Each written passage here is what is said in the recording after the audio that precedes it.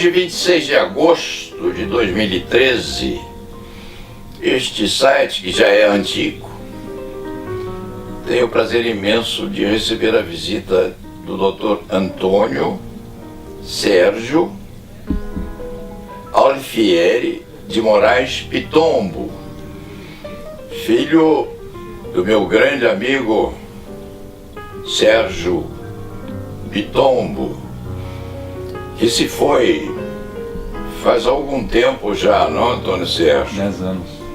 E deixou uma saudade imensa em todos aqueles que conviviam com ele. O Sérgio Pitombo, Sérgio Marcos de Moraes Pitombo, com aquele bigode saxônico, não é? E com aquela seriedade que ele sabia temperar muito, de quando em vez, e com aquela severidade com que ele corrigia os erros de todos, inclusive os nossos, não é? O Antônio Sérgio é conhecido meu desde que era pequenino. Hoje é um dos maiores criminalistas, maiores e melhores criminalistas que o Brasil tem. Jovem, doutor pela Universidade de São Paulo, professor de Direito Penal, escritor de livros jurídicos e com uma banca de advocacia invejável. E com aquela toda a humildade com que, convidado a vir aqui, ele disse: mas eu, Paulo Sérgio, por que eu? Porque você é seguramente um dos maiores advogados criminais que o Brasil tem, além de desfrutar de um afeto e um carinho todo especial deste velho criminalista que ainda pontifica sobrevivendo nesta selva que é São Paulo. Dentro deste contexto e com a apresentação que eu faço, vou começar a perguntar a Antônio Sérgio o que ele acha do panorama jurídico, processual penal e penal do Brasil odierno. Como você vê a tramitação dessa coisa? Bom, primeiro eu tenho que agradecer a gentileza do convite. Eu acho que, antes de mais nada, é fundamental eu começar pagando minhas dívidas. E Dr. Paulo Sérgio Leite Fernandes, eu tenho várias. Primeiro porque é impossível um advogado da minha geração não ter no senhor Dr. Paulo uma inspiração, seja pelo modo de falar na corte, seja pela maneira de escrever. Qualquer advogado quer ter o dom divino, vamos chamar assim, de poder escrever como o senhor escreve. É uma das coisas mais agradáveis que tem, seja em artigos, seja em peças judiciais, poder ler um texto seu. Então a primeira dívida que se paga e que tem que ser lembrada é aquela da qualidade do inspirador, porque o profissional liberal precisa disso. Esse é o primeiro ponto. O segundo ponto, eu agradeço pela referência ao meu pai, que era um grande amigo seu, gostava muito do senhor. Me lembro, a primeira vez que vi o senhor em casa, eu era criança, e meu pai me dizendo: olha, esse é o Paulo Sérgio, um grande advogado de Santos, gosto muito dele. Isso é uma história que o tempo, eu jamais vou esquecer, porque meu pai conversava demais sobre pessoas e coisas sobre mim, e eu me lembro muito bem dessa data. E acompanhamos de lá para cá uma vida do outro. Sobre a advocacia, eu agradeço a referência, mas eu sou um combatente, então eu estou no campo de batalha com a espada e o escudo, né? Vez ou outra com algum sucesso, vez ou outra bem ferido. Isso é da nossa vida, mas faço isso com muita satisfação. Eu acho que escolhi, essa é uma das coisas mais importantes na vida, é escolher uma coisa que a gente gosta de fazer. E eu quero dizer que eu não quero sair da advocacia para fazer qualquer coisa. Eu adoro ser advogado, eu adoro o dia do meu julgamento, adoro as peças judiciais, estou muito satisfeito em viver a vida de advogado, com todas as vicissitudes. Muito bem. Dizendo isso, agradecendo pelo convite, agradecendo pela referência ao meu pai, a referência a minha, eu quero dizer o seguinte: nós vivemos um momento muito difícil daquilo que se chama a nossa área de atuação, que é o direito penal e o processo penal. Acho que nós precisamos trabalhar em 3 aspectos. Primeiro, do ensino do direito, porque uma das coisas que me chama muito a atenção, eu pergunto para o jovem estagiário, quem é o seu professor de processo penal? Quem é o seu professor de direito penal? Você diz, José, Maria, Cláudio. Sim, mas ele é promotor, é juiz, advogado? O estagiário não sabe. Aquilo que eu disse, eu fiz lá de São Francisco, mas isso vale para quem estudou em qualquer faculdade. Os professores sempre foram uma referência. Muito mais importante do que ser titular ou não titular no Largo de São Francisco era ser bom ou não professor. Variados professores titulares não tinham nenhum respeito pela turma, e mesmo fora da faculdade ninguém respeitava, porque se sabia do nível de competência de um ou outro. O importante realmente era a qualidade do professor. E qual era a qualidade? Inspirar profissionais. Então, na minha turma, eu me sinto um privilegiado, fui aluno do Fábio Condra Comparato, professor extraordinário. Foi meu professor de Direito Internacional Privado, Hermes Marcelo Huck. Fui aluno Eros Grau, Tércio, figuras que não tinha como o aluno não se envolver com a obra daquele professor e com aquela pessoa, como uma inspiração. Até muitas vezes com uma ideia de inatingível, de tão preparados que eram. Agora eu vejo gerações agora que não sabem nem mesmo o que faz o seu professor. Isso me chama a atenção no primeiro ponto. Segundo ponto, que eu pergunto qual é a bibliografia que o sujeito está tendo contato. Porque a faculdade de Direito, na minha opinião, é um trailer. Ela não é o filme, é só o trailer. O filme virá depois. O sujeito tem que ter uma noção do que será. E eu pergunto sobre a bibliografia, as referências, e hoje nós temos um problema muito grave, porque qualquer um se acha candidato, por exemplo, a escrever a sua teoria do delito. Eu acho isso sensacional, né? Como é que alguém se propõe a escrever uma teoria do delito para os seus alunos? Isso é uma barbaridade. No máximo, se ele tiver algum talento, ele pode estar escrevendo uma compilação de algumas ideias de teorias do delito, porque para se construir uma teoria do delito, ou mesmo instituições de direito penal, o sujeito precisa estar talvez num patamar intelectual, né? Talvez até em outro país. Nada contra o direito brasileiro, mas se nós observarmos, nós temos pouquíssimos autores que estão num nível vamos dizer, dogmático, que mereça a atenção internacional. Lamento, é um dado objetivo. E, ao mesmo tempo, nós vamos às livrarias e o pobre do estudante fica perdido, porque há lançamentos e lançamentos de obras e obras e obras. Então, o primeiro problema, acho que está no estudo do direito. O segundo problema está, sem dúvida, no foro, mas aí tem a ver também com o tema da doutrina. Porque, se nós pensarmos na nossa atividade profissional, o finalismo não chegou. Nós estamos com 40 anos de retardo. A culpabilidade normativa não está na justiça criminal.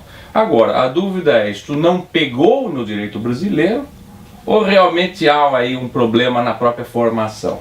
Ou é o nível intelectual que se exige para compreender a culpabilidade normativa, algo que está acima da capacidade de quem está a tratar dos casos? O que nós temos que entender é que a dogmática penal é instrumento para a tutela da liberdade. E, portanto, quando nós pensamos que os livros não ecoam, eles estão 40 anos atrasados, nós temos uma situação muito grave. E é muito fácil abraçar discursos reacionários.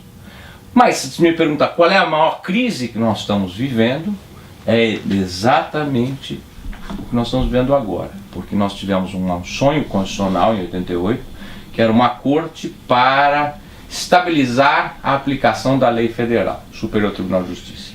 É a grande frustração de todos nós. Eu acho que o Superior Tribunal de Justiça tem aquele hábito do ditado popular. É um no cravo, outro na ferradura. Né? Uma decisão boa e vem uma decisão horrorosa a influenciar negativamente juízes de primeiro grau em todos os estados da federação e tribunais. E temos ainda o problema do mensalão atingido com julgamento político, e com um julgamento que aí está sendo tratado a matéria do processo penal, do direito penal, com uma certa velocidade. E o Supremo sempre foi um lugar para a gente consertar, vamos dizer bem a verdade, isso precisa ser dito, os equívocos do Superior Tribunal de Justiça que não está cumprindo seu papel constitucional. Tem um outro aspecto que é horroroso, mas nós temos que admitir, que é o seguinte: o Superior Tribunal de Justiça não é um lugar para se fazer um conforto entre os estados da federação. É sim para estar os melhores magistrados do país.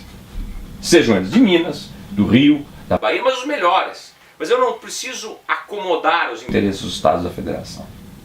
Não. Acho que quem está ouvindo está entendendo o que eu estou querendo dizer. Nós temos que ter os melhores ministros no Superior Tribunal de Justiça.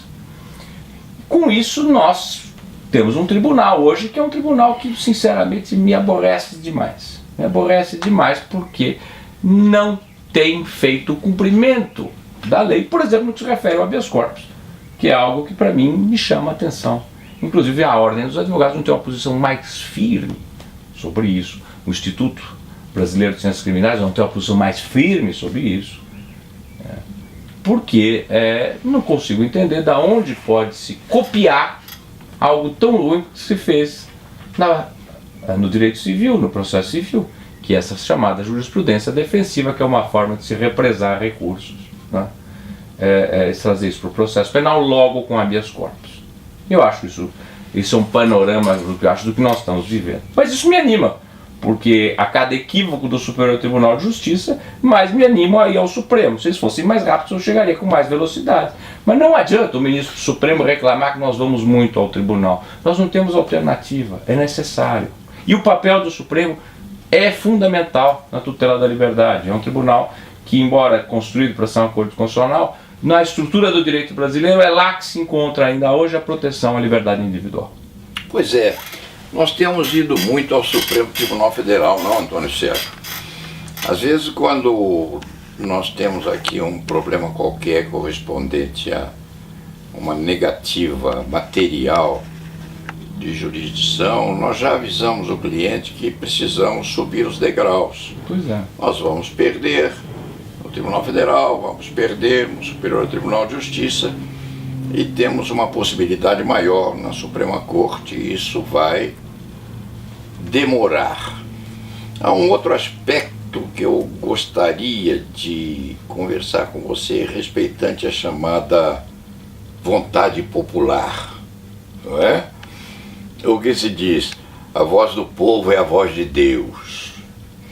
E como o povo quer que determinadas situações sejam resolvidas no sentido de encarceramento, fica muito difícil a nossa jurisdição reagir a isto. E mais ainda, quando um juiz daqueles corajosos, valorosos, com destemor, desafoga uma decisão contra a vontade popular, ele é considerado como um demérito para o exercício da magistratura honesta e é posto sob suspeita.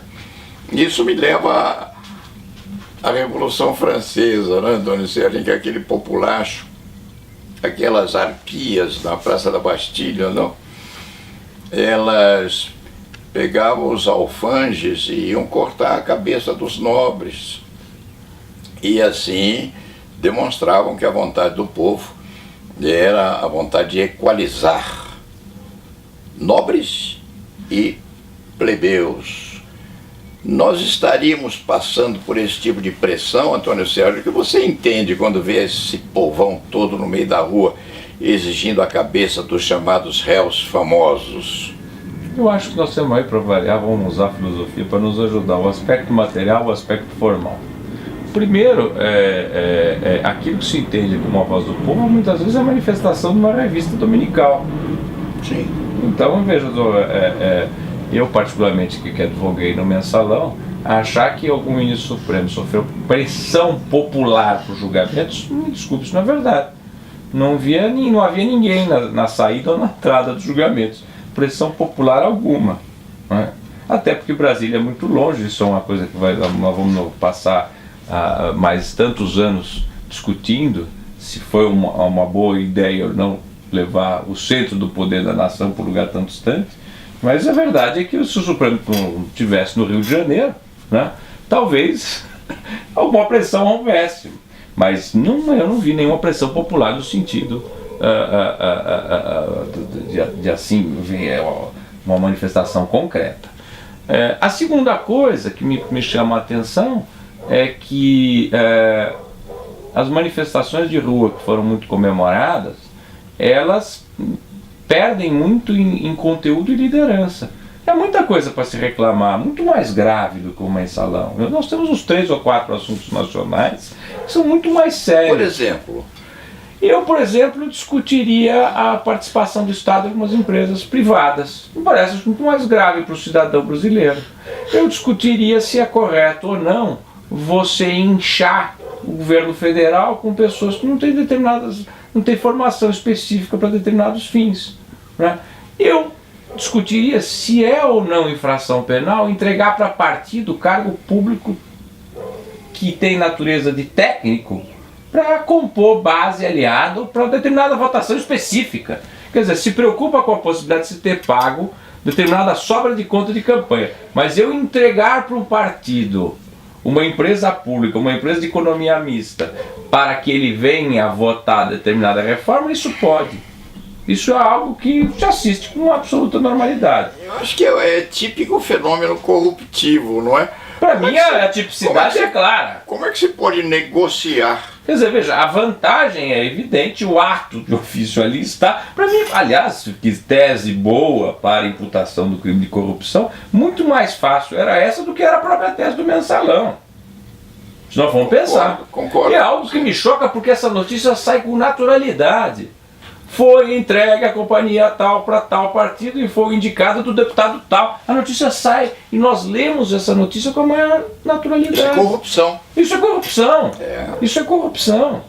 E o outro assunto que me parece muito grave continua sendo a questão de verba de campanha. Quer dizer, esses assuntos que eles deveriam tocar. Mas aí tem um problema que é o seguinte: não há alternativa para a liberdade de um povo e para a democracia se não tem liderança política. E liderança com formação intelectual. Vamos, é uma beleza, do ponto de vista democrático, a eleição de um operário a presidente da República. Concordamos todos com isso, eu acho extraordinário. Só que quem deve cuidar do país é gente que tem capacidade. Nós não podemos continuar olhando o ministro do Estado como pessoas que você não contrataria para o seu escritório, para a sua empresa. Essa é uma realidade muito triste de hoje. Nós somos capazes de repetir boa parte dos ministérios do governo Figueiredo e somos incapazes de dizer quais são os ministros do ministério atual. Há uma razão de ser? Porque elas não são pessoas importantes. São não técnicos, não? São não técnicos, são pessoas que são importantes na sociedade civil. Nós já tivemos pessoas que não eram grandes intelectuais ou grandes profissionais, mas que tinham importância na estrutura da política da nação. E não, isso não acontece.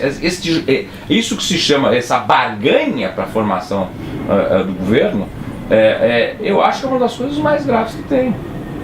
Pois é, você sabe que eu tenho passado à margem desses problemas maiores que afluem na nação, por algumas razões. Eu seria hoje um crítico eventual, podendo dizer coisas que os advogados criminais, todos eles grandes criminalistas, envolvidos nessa questão desses julgamentos políticos que o Brasil está atravessando, eu posso dizer algumas coisas que, por ética, por pudor, por escrúpulo, até por reserva de natureza ética, os advogados envolvidos não podem ou não devem dizer. Então não deve haver esse tipo de constrangimento, até mesmo numa entrevista.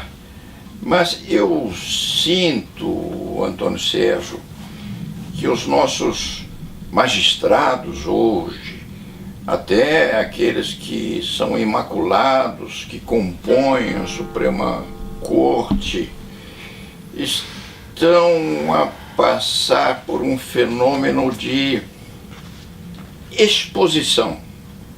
Estão sendo expostos à visitação pública, estão sendo obrigados muitas vezes a se defenderem num questionamento à inteligência, à cultura cada qual, num conflito, num Esse combate. talvez seja uma das coisas mais graves. A questão da sessão do Supremo ser televisionada, isso é uma coisa muito grave. Eu acho que o mensalão, eu digo isso como alguém que veja, eu digo isso com muito conforto. A minha situação é uma situação privilegiada, porque eu estava lá, atuei na defesa de 2 acusados e não tenho qualquer vínculo político partidário. Quer dizer, para mim não está sendo julgado ninguém que tivesse, do ponto de vista ideológico, eu tivesse admiração, vamos ser bem sinceros, ou que eu achasse que realmente, em termos de política brasileira, eu tivesse alguma referência, né?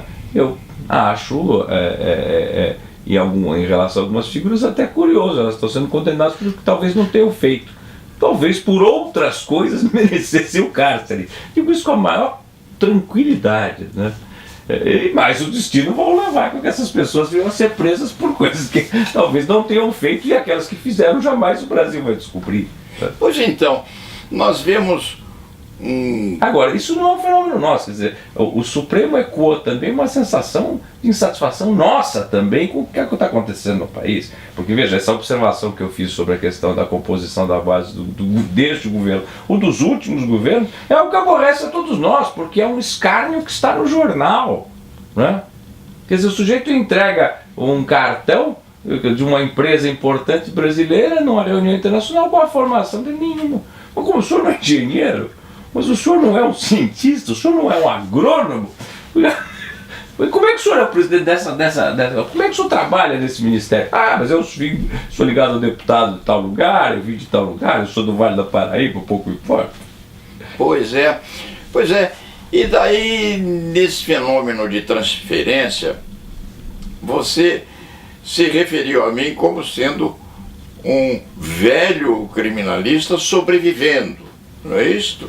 A gente sempre tem uma ligação qualquer com os mais antigos. Quando eu era jovem, como você, eu tinha uma espécie de iconoclastia. Eu tinha uma admiração muito grande por um velho desembargador cujo nome eu não vou contar ou demonstrar ou mostrar. Ele andava de ônibus, carregava os processos debaixo do braço, não usava o carro do tribunal, não tinha a mínima vontade de aparecer em público, punha toga, fazia seus julgamentos, estudava, tinha um comportamento absolutamente morigerado, não se dava as fêmeas, é uma expressão, inclusive, lusitana, não se dava as fêmeas, não fumava, não jogava, não bebia, não tinha vícios e tinha um comportamento absolutamente fechado, sério, vivia para a jurisdição. Era o meu ídolo, não é? Porque eu sempre tive na cabeça que juiz não pode ter defeito. Eu posso. Eu tenho vários pecados. À medida que o tempo vai passando, o velho vai tendo menos pecados, vai ficando com mais medo, não é? Mas juiz não, o juiz tem que ser imaculado. Um dia eu disse a um desembargador: eu não gosto de Vossa Excelência. Ele disse: mas por quê? Porque Vossa Excelência não se parece com meu pai. Não é? Meu pai era um homem assim, e Vossa Excelência não é. O que nós temos hoje com esse fenômeno de transparência é um negócio que desce o juiz lá do púlpito, das nuvens, e o põe no chão, mostrando as fraquezas que ele tem. Veja, uma coisa muito simples, vamos pensar no Supremo. No Supremo, os ministros mudam de opinião. Isso é algo comum, aliás, porque, dada a qualidade que se espera na corte, ao se ouvir um voto, um ministro preparado e com tranquilidade intelectual diz: olha, estou mudando meu voto porque eu ouvi de Vossa Excelência. Isso é possível.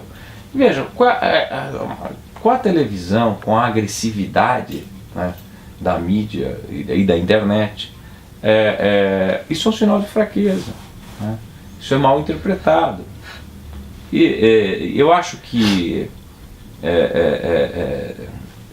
isto é o outro lado negativo, quer dizer, nós examinávamos o problema do julgamento do mensalão, é o tipo de exposição, porque o sujeito deixa de ser ele mesmo para ser imparcial e justo, para se tornar um personagem da história brasileira.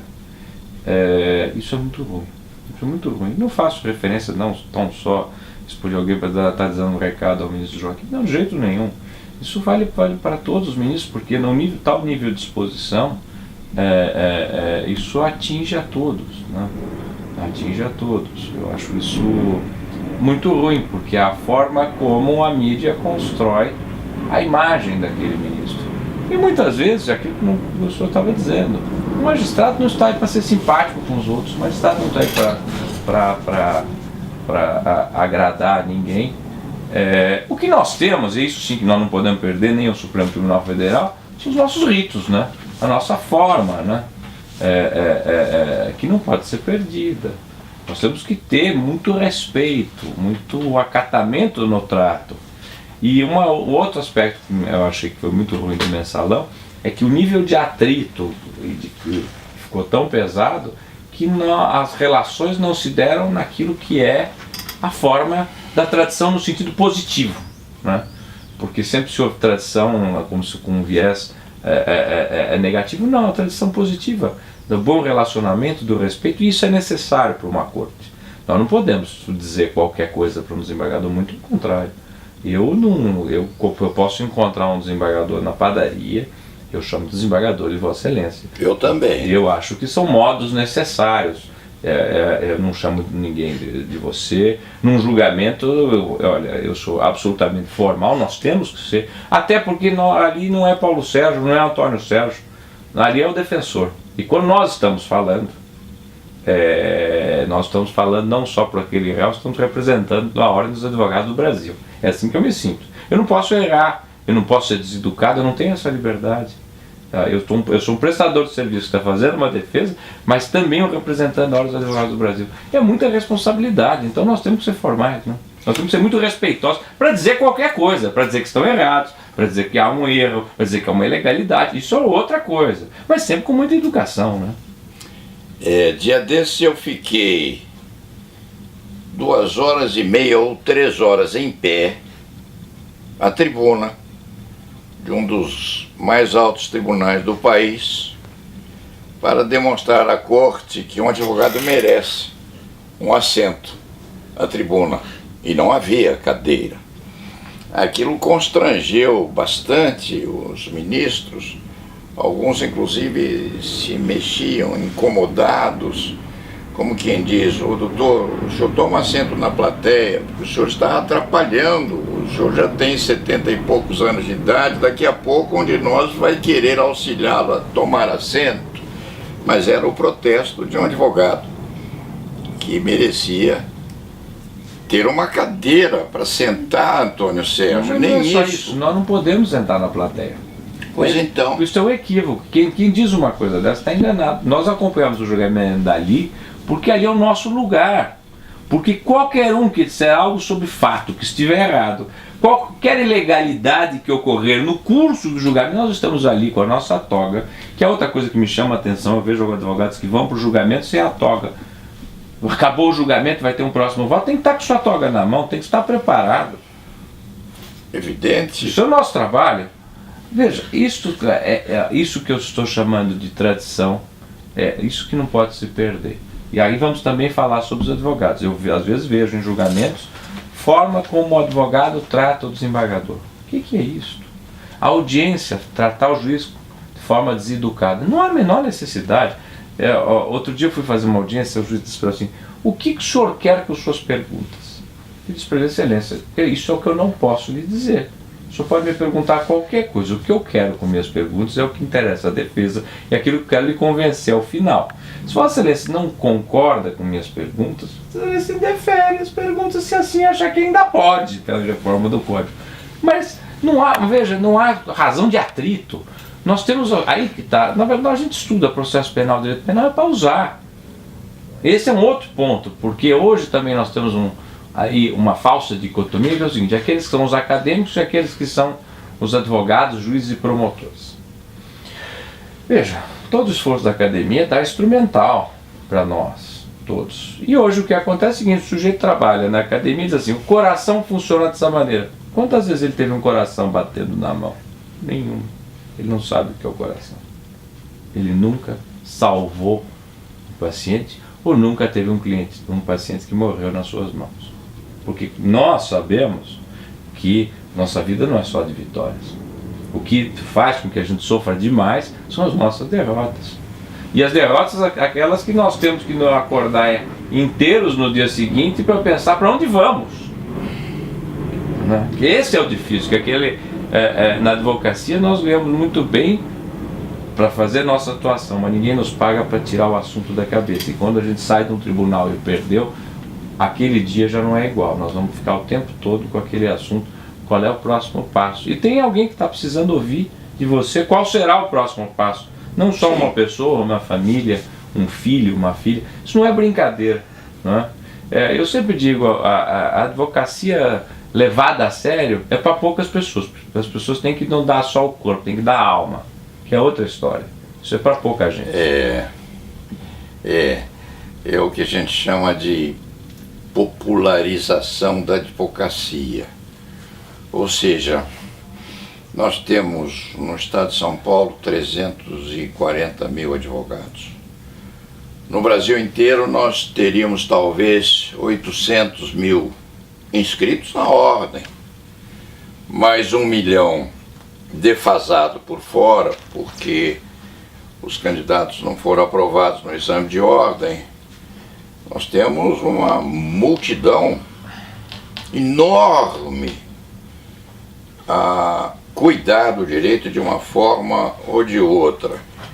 Eu digo há 40 anos, Antônio Sérgio, 45 anos talvez, 50 anos, quem sabe, que o Ministério da Educação, antes Ministério da Educação e Cultura, foi bafejado durante décadas por um fenômeno corruptivo a enegrecer as gavetas, os escaninhos, os reposteiros daquela instituição. E há uns anos atrás eu ainda tinha força, vigor, energia, raiva suficientes a reptar o Ministério Público Federal no sentido de que metesse a mão naquela coisa, a saber o que havia lá. E nunca, mas nunca. Até porque faculdades de direito são baratas, né? Porque o sujeito vai a um sebo, compra uma biblioteca e acha que existe uma faculdade de direito porque ele tem uma biblioteca jurídica, né? Pois então, não sei qual seria o fenômeno, porque...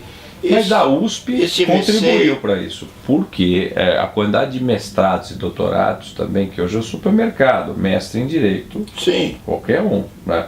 O Largo de São Francisco, alguns professores deveriam contar de quem foram orientadores, né? Porque o sujeito escreve bobagem no jornal, tem o título igual ao meu, de mestre e doutor, mas o orientador não confessa, né? Que aquele rapaz que não tinha a menor condição de ter esse título da Universidade de São Paulo passou tanto pelo mestrado como doutorado. E aí estão aí alguns a dar aula, outros a fazer comentários na mídia, a fazer pretensos livros jurídicos, né? Copiados bem ou mal, não? Copiados bem ou mal. Antigamente, pelo menos, se copiavam os italianos com certo talento. Pois então, Os grandes escândalos da década de 70 e 80, pelo menos, eram de pessoas que faziam uma tradução, pelo menos. Uma tradução bem feita, às vezes. Um português impecável, vou falar. A versão do italiano para o português era mais difícil de ser localizada como fraude, não é? Pois é, até tinha piada que essas pessoas compravam os livros, né? Que chegavam das 2 ou 3 importadoras de livros jurídicos que tinham em São Paulo.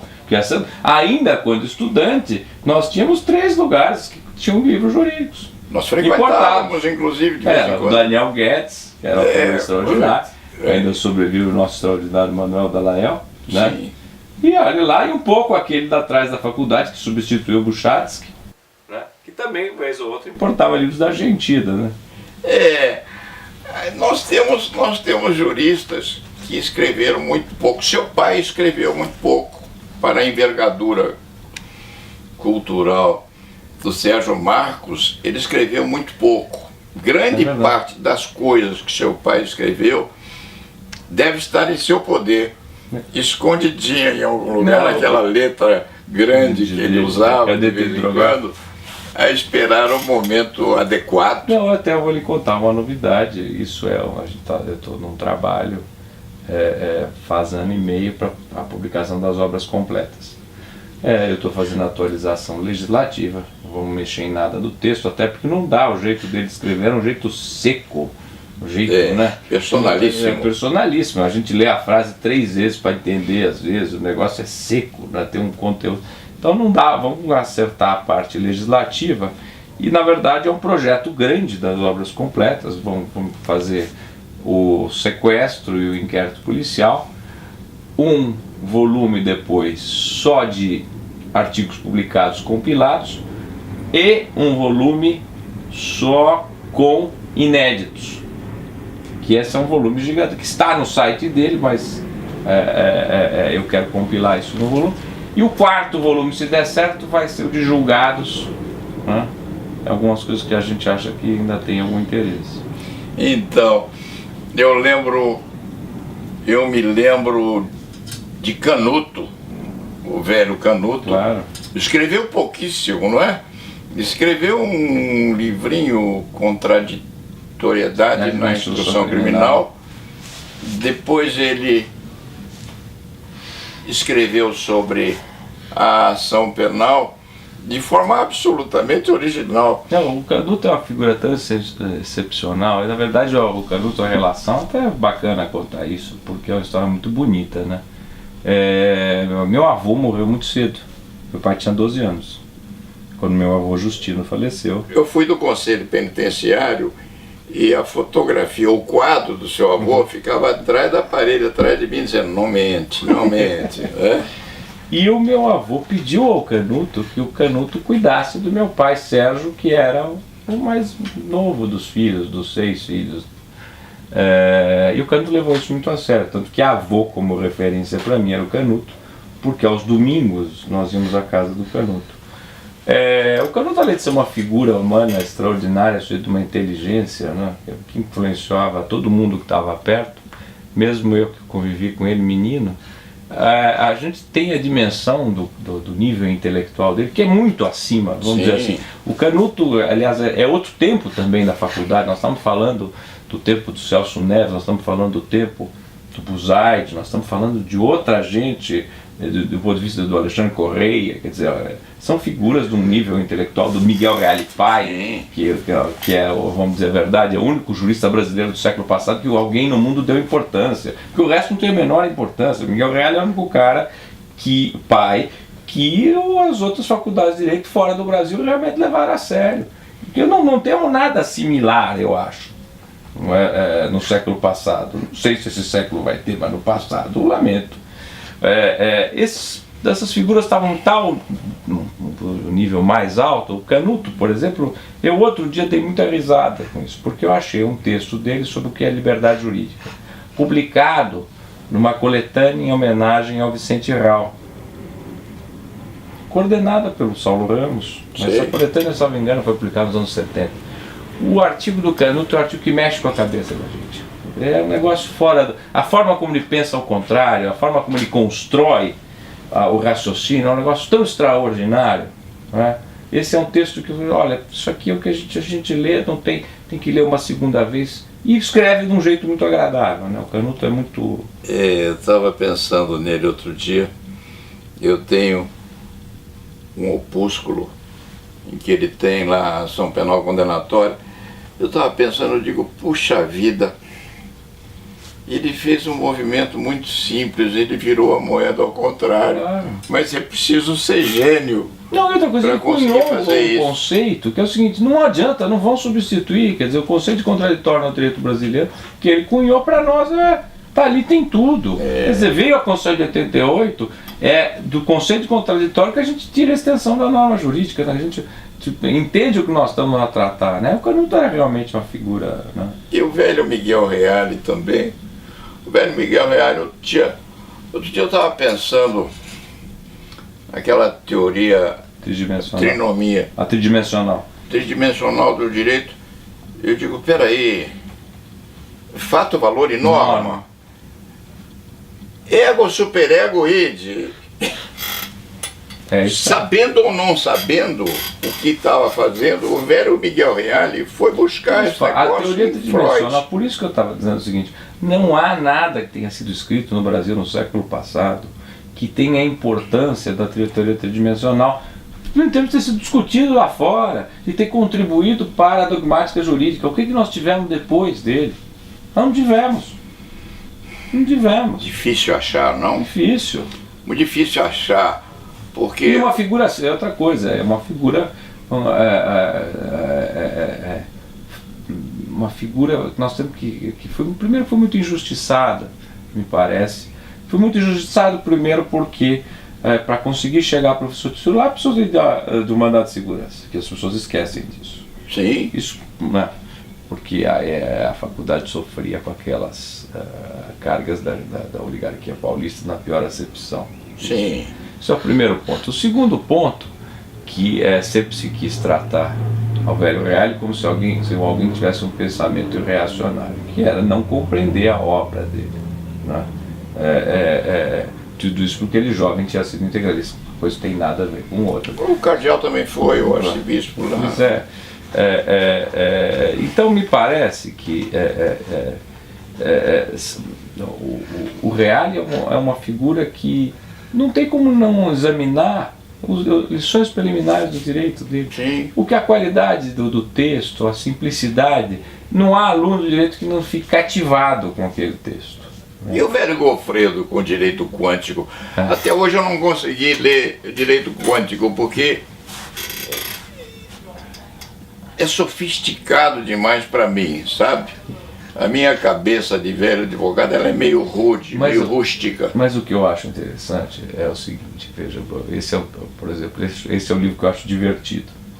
Porque, veja, na verdade é um livro que não é para ser compreendido, pouquíssimas pessoas chegam ao nível, é verdade, nós sabemos disso. Mas com uma coerência naquela forma de pensar que a gente entende. O que aborrece é pegar algumas coisas que a gente vê hoje e dizer, mas espera um pouquinho. Mas o fato disso ter sido escrito na Alemanha dá alguma relevância efetiva a esse tema? Ou a premissa desse estudo é verdadeiro? E em direito penal, isso é um problema que nós temos também, que é o problema da importação. Nós temos essa síndrome, que é uma característica negativa, que nós ficamos um pouco do estilo Coimbrão, que é essa submissão intelectual. Ah, não, porque na Alemanha se disse isso. Bom, muito bem, mas vamos examinar o assunto. Isso é compatível com o direito brasileiro? O senhor estava falando, por exemplo, da Revolução Francesa. Nós temos que pensar o seguinte, para nós o direito penal, o Código, por exemplo, de 1830, o Código Criminal, não tem nada a ver com o direito alemão. O nosso direito começa com a influência do Code, do direito francês. Né? E por que o Code, por que foi relevante? Não teve a mesma relevância do Código Civil, mas foi muito importante porque Dom Pedro ali se inspirou para resolver os problemas práticos. Por exemplo, é lá que sai a Associação dos Malfeitores, que no Brasil foi a gênese que só depois se transformou no monstro da quadrilha urbana.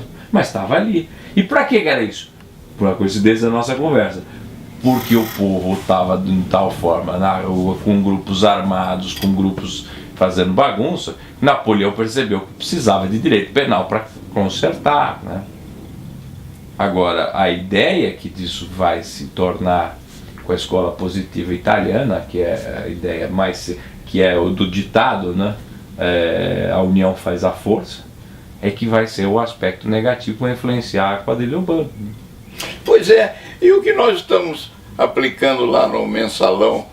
Outro dia eu fui examinar as ordenações. Tem a assuada?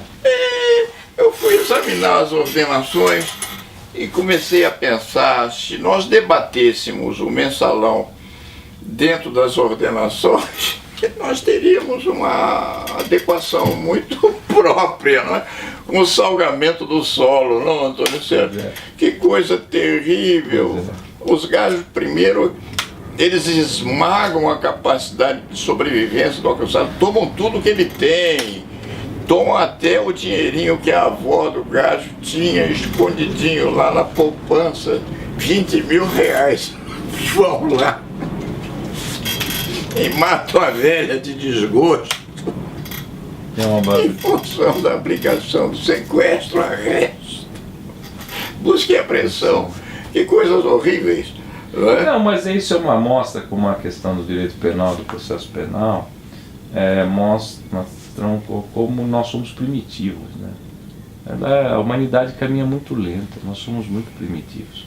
Eu acho que daqui 100, 200 anos, a par dos estereótipos pessoais, o julgamento mensalão talvez seja tratado pela história brasileira de uma forma muito surpreendente, porque é tudo muito primitivo em termos de relações humanas. Veja, isso também tem a ver, nós estávamos falando sobre o estudo do direito, uma coisa que me chama a atenção, nas grades das faculdades, direitos individuais não são ensinados, os documentos internacionais de direitos individuais não são conhecidos pelos estudantes e não são conhecidos por variadas pessoas que integram cortes. E são muito importantes. Se nós formos pensar temas hoje, por exemplo, a autodeterminação sexual, são valores universais que tomaram uma outra dimensão. Se nós formos interpretar os crimes sexuais a partir da obra do Nelson Hungria, nós estamos muito mal, não é? Quer dizer, para um lado e para o outro, quer dizer, em termos de direitos individuais, nós temos muito a avançar. Em termos de processo penal, muita coisa a se avançar. Veja a discussão sobre os embargos infringentes. Veja, eu acho que me choca um pouco a possibilidade de se negar essa discussão. E como se tratar a questão do duplo grau? Mas vai ser na mesma corte. Não importa, 2 vezes o fato foi julgado. Sim.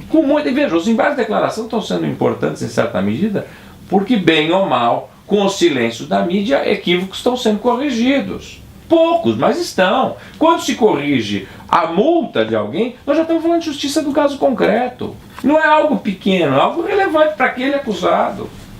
Quer dizer, veja o quanto é primitivo tudo isso. Agora, isso me choca de outro lado, e aí vem de novo a crítica, quer dizer, quem tinha que empurrar esse avanço intelectual, quem tinha que empurrar o judiciário, era a academia. Não é? Então nós abrimos as teses, o que é? A imputação objetiva. Isso é um adminículo do nexo causal. Que mais? É isso que está importando? Será que o juiz criminal está preocupado com a imputação objetiva? E mais do que isso, a imputação objetiva é tratada como um tema em que se amplia o espectro da responsabilidade penal, quando é o contrário. A imputação objetiva é um critério de restrição de atribuição de responsabilidade dentro de uma ideia de causalidade. Nada mais que isso. Agora, quantos autores nós temos? Nós temos um cara que é genial, que nós temos hoje 2 penalistas, vamos falar isso, de primeira linha. Nós temos o Juarez Tavares e o Nilo Batista. Caras que estão escrevendo, né? Quais são os livros que a gente olha? Esse é o texto. Só para terminarmos, porque o nosso tempo seria imenso se nós não tivéssemos limitações eletrônicas. Mas eu me recordo do Juarez Tavares, que é meu amigo, eu não o vejo há uns 20 anos, mas ainda é meu amigo. Um dia ele veio fazer uma conferência aqui em São Paulo, aqui na USP, e havia um companheiro nosso muito metido, que cismou de debater com ele. E o Juarez é uma criatura simples, né? Severa, fala pouco, carioca, extravagante, não falar pouco. E o nosso companheiro resolveu disputar com o Juarez Tavares. O Juarez fez o aprendizado dele na Alemanha, né? É. E falava, com utilidade, né? E sempre falou muito bem o alemão, ainda fala. O Juarez falou 10 minutos com a criatura em alemão. E terminou dizendo: Vossa Excelência entendeu? Estamos conversados. Então eu preciso terminar, Antônio Sérgio. Fico muito agradecido a você por ter vindo. nós temos tido a oportunidade de entrevistar vocês todos, que são realmente os maiores criminalistas que o Brasil tem, e pretendo continuar essa série de entrevistas e fazendo um pouco de carinho na nossa classe e quem sabe também acarinhando o direito penal, o processo penal brasileiro. Para as suas despedidas nós temos aí uns 2 minutos, 3 no máximo. Bom, já que nós começamos falando do meu pai, nós estamos falando de direito penal, meu pai dizia uma coisa muito engraçada. Ele dizia: direito penal é fácil, para quem não sabe. E ele dava essa mesma risada quando falava. Eu acho que é muito importante a gente debater esses momentos que nós estamos vivendo, muito agradável. Agradeço a oportunidade. A única coisa que eu posso falar sobre aquilo que eu vivo, e eu vivo intensamente a advocacia com muita satisfação de fazer o que eu faço. Essa é a minha missão, né? Nasci para fazer isso, tive boa inspiração profissional, tenho que lhe agradecer também. E dizer que nós todos temos que estar mais unidos, porque os advogados, a luta pela liberdade é sem fim, sem fim. É verdade. E os altos e baixos, não adianta a gente criticar os tribunais, nós temos que contribuir para a melhoria das teses que estão sendo julgadas. Os advogados têm um papel fundamental. Quem muda a tendência de julgados não é o magistrado, somos nós. Nós temos que trabalhar, apresentar teses novas, ir lá discutir. Não adianta reclamar da burocracia. Nós temos que vencer tudo isso com talento, com trabalho. E é isso aqui é o ponto que eu acho que tem que nos inspirar. Essa é uma batalha eterna e que tem que nos unir para sempre, como nós estamos aqui. Nós acabamos de entrevistar Antônio Sérgio Alfieri de Moraes Pitombo, filho e herdeiro cultural do meu grande amigo Sérgio Marcos de Moraes Pitombo, de quem nós todos temos uma saudade imensa, mas que ainda está por aí, a nos lembrar de vez em quando de como devemos proceder. E estamos entendidos.